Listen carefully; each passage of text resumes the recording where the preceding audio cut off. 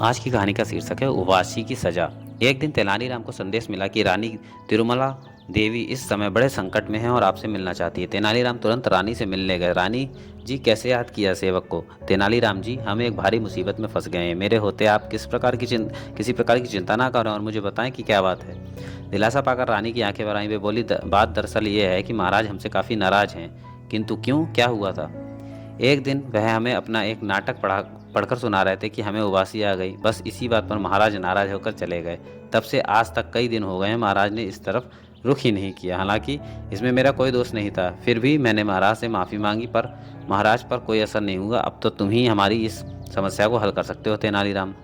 आप किसी प्रकार की चिंता ना करें, मैं अपनी ओर से पूरा प्रयास करूंगा। महारानी को ढाढ़स बधाकर तेनालीराम दरबार में जा पहुंचे। महाराज जहां वहां बैठे राज्य में चावल की खेती पर मंत्रियों से चर्चा कर रहे थे। चावल की उपज बढ़ाना बहुत आवश्यक है। महाराज कह रहे थे, हमने बहुत प्रयत्न किए, हमारे प्रयत्नों से स्थिति में सुधार तो हुआ, लेकिन समस्या पूरी तरह सुलझी नहीं। तभी तेनालीराम ने चावल के बीजों में से एक बीज उठाकर कहा, महाराज यदि इस किस्म का बीज बोया जाए तो इस साल उपज दुगनी तिगुनी हो सकती है।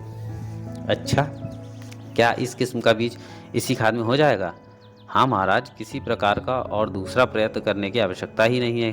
किंतु किंतु क्या तेनालीराम? इसे बोने, सींचने और काटने वाला व्यक्ति ऐसा हो जिसे जीवन में कभी उबासी ना आई हो और ना कभी आए। तेनालीराम, तुम्हारा जैसा मूर्ख मैंने आज तक नहीं देखा। महाराज चिढ़ गए।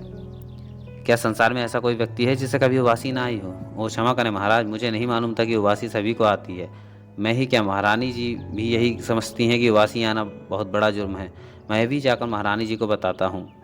अब महाराज की समझ में पूरी बात आ गई। वे समझ गए कि हमें रास्ते पर लाने के लिए ही तेनालीराम ने ऐसा कहा है। वे बोले, मैं स्वयं जाकर महारानी को बता दूंगा। महाराज तुरंत महल में जाकर रानी से मिले और उनके सभी शिकवे समाप्त कर दिए।